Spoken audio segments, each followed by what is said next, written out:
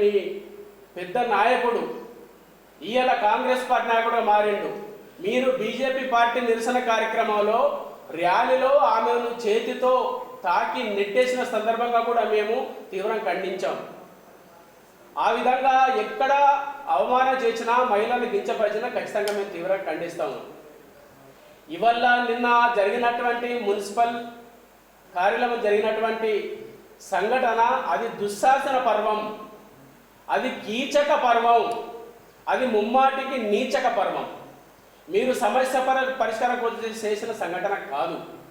అది కేవలం ఉద్దేశపూర్వకంగా ఒక మహిళ చైర్మన్ అని, ఒక బీసీ మహిళ చైర్మన్ కావడం మీరు తట్టుకోలేకపోతున్నారు.